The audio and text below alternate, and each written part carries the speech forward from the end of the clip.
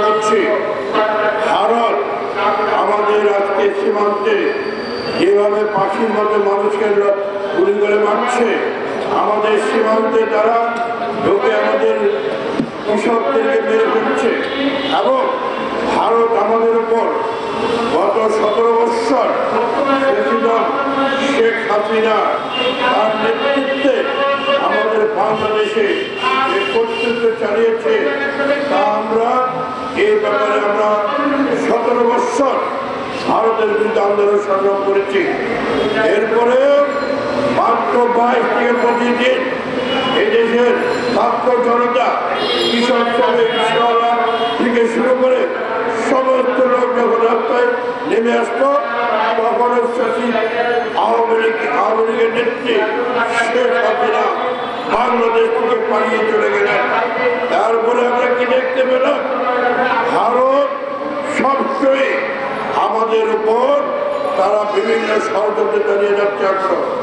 আমরা দেখেছি যে আমাদের ইস্কনের মাধ্যমে বাংলাদেশকে একটি অস্থিতিশীল পরিস্থিতি সৃষ্টি করার জন্য তারা সবসময় ব্যস্ত ছিল, এবং আমাদের এক ভাই অ্যাডভোকেট সাহেবকে গুলি করে হত্যা করা হয় ইস্কনের মাধ্যমে।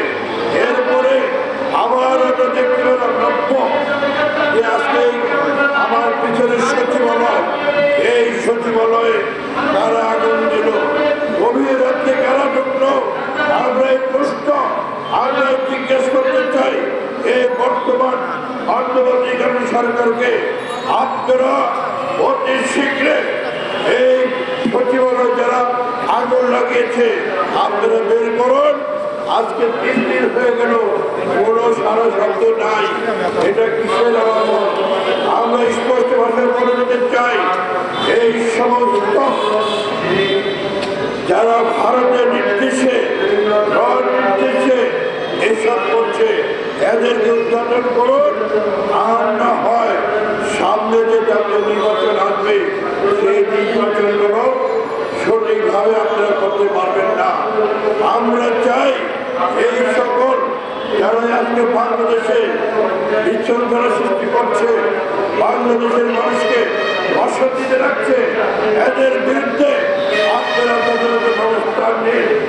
আমরা রক্ত দেওয়া জাতি, বর্ণের ভাষা আন্দোলন করেছি, বুকের তাদের রক্ত দেওয়া হয়েছে, ৭১-এর মুক্তিযুদ্ধ করেছি, আমরা ৯০-এর গণঅভ্যুত্থান করেছি, সর্বশেষ গত ৫ই আগস্ট এই দেশের ছাত্র জনতা মাত্র 2 হাত লাঠি দিয়ে এই নব্য স্বৈরাচার শেখ হাসিনাকে বাংলাদেশ থেকে তাড়িয়েছে। আমরা কোনো সেই জাতি ৭১ সালে আমরা মুক্তিযুদ্ধ করে আমরা দেশকে স্বাধীন করেছি। প্রয়োজন বোধে ভারত যদি মনে করে যে তারা বড় দেশ, তাহলে তারা এটা ভুল মনে করবে। তাদেরকে ঘিরে ফেলতে করো নেপাল, ভুটান, মালদ্বীপ থেকে শুরু করে শ্রীলঙ্কা, সর্বশেষ বাংলাদেশে তাদের বাহিরে চলে গিয়েছে।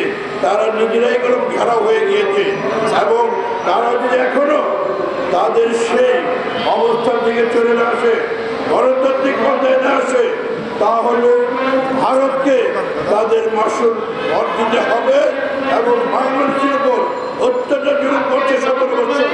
সেই 17 বছরের অত্যাচার জুলুম আমরা আমরা অক্ষর অক্ষরে সেটা আমরা আদায় করে দিব। তাই সম্মানিত ভাইরা, আজকে বর্তমান অন্তর্বর্তী সরকারের কাছে আহ্বান, প্রয়োজনীয় সংস্কার করে অবিলম্বে নির্বাচনের রোডম্যাপ দাখিল করুন, নির্বাচন ঘোষণা করুন। দেখেন আজকে দেশের পরিস্থিতি পাল্টিয়ে যাবে, দেশে অবস্থায় থাকবে না। আমাদের 17 বৎসর আমরা যারা রাজনীতি করি, আমরা নির্বাচন একটিগত দাবি ছিল, একটি নির্বাচন মানুষ তার ভোট অধিকার প্রয়োগ করব, কিন্তু আমরা সেটা করতে পারিনি। তাই মানুষ অতি আগ্রহে তারা বসে আছে একটি নির্বাচনের জন্য। যে নির্বাচন হবে নিরপেক্ষ, সেখানে কোনো ঠিক থাকবেন। যে নির্বাচন আসুক সেই নির্বাচন করবে।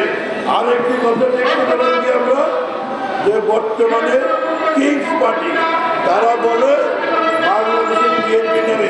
আরে বিএনপি কথা বলতে 10বার রুজু করেন। বিএনপি শহীদ রাষ্ট্রপতি জিয়া রহমানের দল, ভারতীয় জিয়ার দল, তারেক রহমানের দল। আমরা 17 বছর আন্দোলন সংগ্রাম করেছি। আসেন, আমরা তো রাজপথ থেকে পেরে যাই নাই, আমরা তো রাজপথে মোকাবেলা করেছি। সিংহের মতো আমরা চিঠিনি। আমরা পালনের দল না। জিয়া রহমানের দল কখনো পারে নেই। জিয়া রহমানের দেশে মুক্তিযুদ্ধ করে দেশ স্বাধীন করেছে। তারপরে আমরা 9 বৎসর স্বৈরাচার আমরা এরশাদ আন্দোলন সংগ্রাম করেছি। বিএনপি ইতিহাস দেখেন আপনারা, বিএনপি ইতিহাস পালনের ইতিহাস নাই। তাই আমরা বলবো বিএনপির নাম নিতে হলে 10বার রুজু করতে হবে। উজু করে তারপরে কথা বলেন। বিএনপির সাথে আপনারা কোনো গুরুত্ব সৃষ্টি করেন না। সমস্যাগুলো আপনারই হবে, আমাদের কিছু হবে না। কারণ আমরা রাজপথের পরিচ্ছন্ন সৈনিক। আমরা যে কোনো কিছু মোকাবেলা করার জন্য প্রস্তুত আছি। তাই আমি আর বক্তব্য বিতর্ক করবো না। আমি শুধু বলবো আজকে এখানে সুন্দর অনুষ্ঠান আয়োজন করেছেন। আমি তাদেরকে ধন্যবাদ জানাই। একটা সত্যিকার অর্থে